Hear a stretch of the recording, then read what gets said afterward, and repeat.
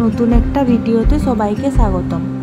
সকাল সকাল রেডি হয়ে বেরিয়ে পড়লাম আমাদের গ্রামের বাড়ির উদ্দেশ্যে। আজ আমাদের বাড়িতে পুজো। এই যে এটা আমাদের পঞ্চানন কালী বুড়ির মন্দির। এখানে 3 বার পুজো হয়, মকর সংক্রান্তি, নবমী আর এই কালী বুড়ির পুজো। এই মন্দিরটা আমার দাদা শ্বশুর অর্থাৎ বরের দাদু বানিয়েছিল।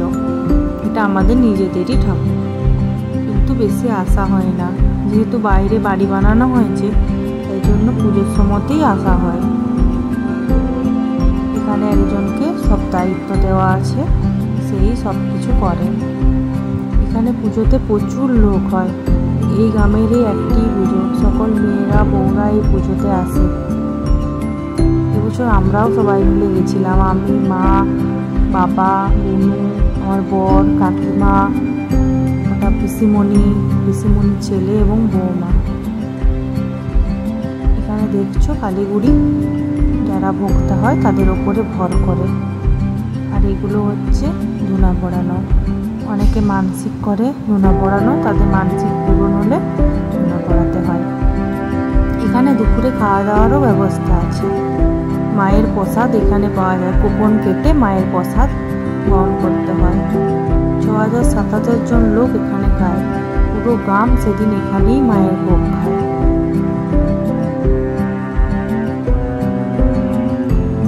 এখন পুজো চলছে, মায়ের পুজো। দুপুরবেলাতে মায়ের পুজো হয়, মেন পুজোটা হয় রাত্রেবেলায়। সারা রাত ধরে এখানে পরব হয়।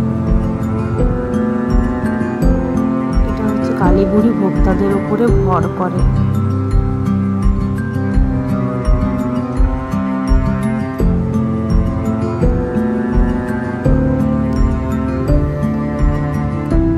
এখানে মায়ের প্রসাদের সব ব্যবস্থা হচ্ছে।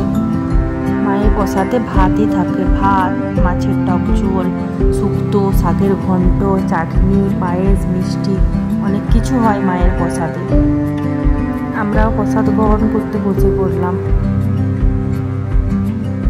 যেহেতু আমরা বাড়ি ফিরে যাব তাই জন্য প্রসাদ গ্রহণ করে নিলাম।